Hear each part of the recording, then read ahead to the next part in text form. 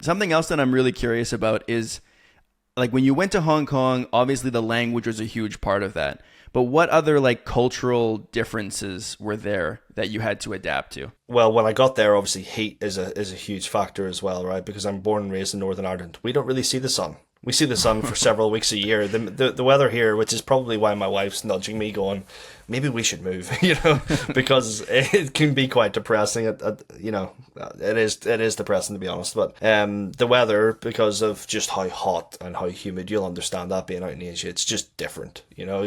You walk out your hotel, you smell beautiful, you're all freshly showered, you don't even make it to the MTR and you're soaking in sweat. It's just like, it's crazy. So that, using chopsticks, I had no experience or exposure to chopsticks at all, So that was challenging. The way I learnt was I used to have a bowl of cereal and I would eat it with chopsticks. Oh, wow, okay. So like Cheerios or like little hoop like cereal. So I do that over and over again until I could do it. I don't use the conventional way. I just have my own little way, but it works. So that was different because it was always knife and fork for me. Just like table manners. Yeah, just things like that were just so different. But sometimes people will eat with their mouth open as well. Like they'll just continue conversation and then keep putting food in their mouth. Which is very different from the way I was raised, because I was taught like keep your mouth shut when you're eating, because we don't want to see that food. Whereas I think maybe there it's more like, oh, you're enjoying yourself, that's good, that's good to see you're enjoying the meal. It's kind of the right thing to do there. Whereas here it's different. So the Western culture versus Asian culture in general, it's just very different, So I was always looking around me going, oh, these people are quite rude. And then my guy would nudge me and go, no, this is normal. This is normal. I'd be like, oh, right, okay. What about you? What's it like in out there in the Philippines? I've never been.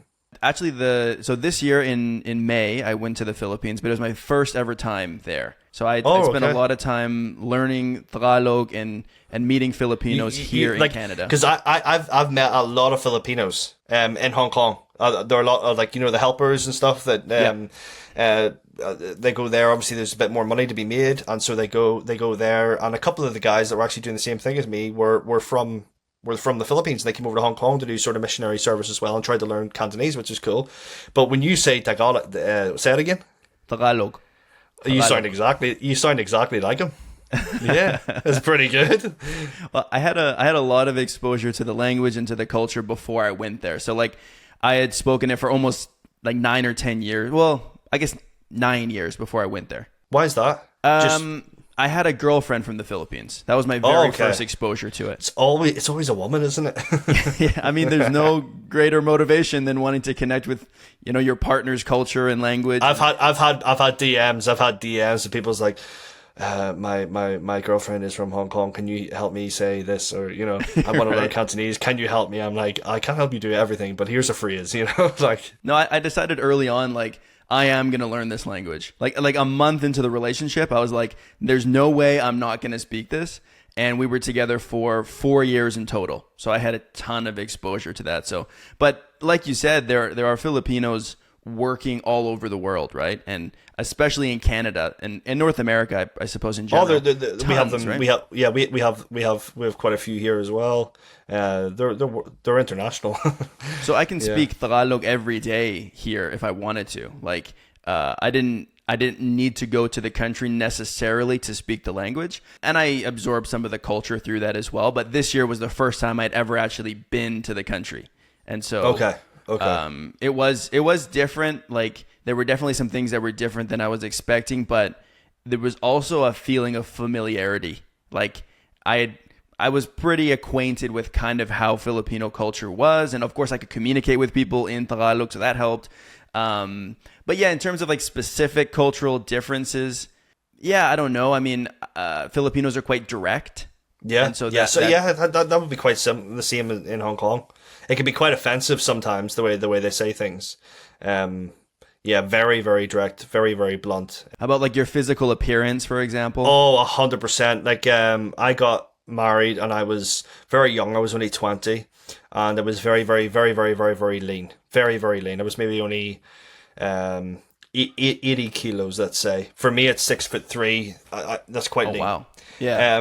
and now I would be probably 110 kilos. But yes, I carry a decent bit of body fat, but I've actually hit the gym quite a lot. My arms are bigger because there's a bit of muscle there too, but they don't take that into consideration. They just turn around and go, in Cantonese, "Wow, they fade jaw." You know, I was like, "What, you got fat?" And I'm like, "What?"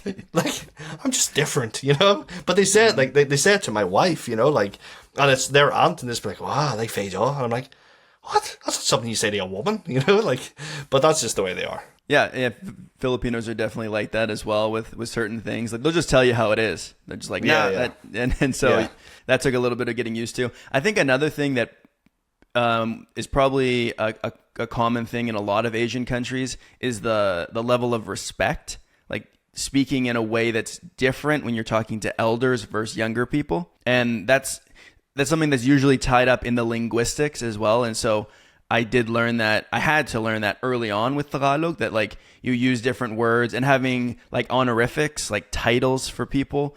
Like if you're not really close with somebody, or if they're older than you, just in general, you'll call them your older sister or your older brother. You don't call them by their name. And then adding in Tagalog, there's a particle that means like adds a respect to the sentence, and it's po. So you add that into the sentence if you're speaking to someone that's older than you. But you have to figure that out. Like as an English speaker, I have no reference for that other than like, you know, sir and ma'am maybe, but I don't even use that in English. And so Yeah. I was like, I don't know how that works. And then having to figure out like every sentence in Tagalog has a place where po could be added. But Okay. do you need to add it for every sentence? Or is every other sentence okay? Or like, is that too how much? Yeah. often do you put it in? Like, yeah. those are challenging. Those are challenging things to figure My brother out. said that about Korean. It doesn't really. I mean, every single relative or person has their own specific title. It's not auntie or uncle. They're all different, and it depends on mother's side or father's side. They're completely different wow. names in Chinese. Anyway, so that was.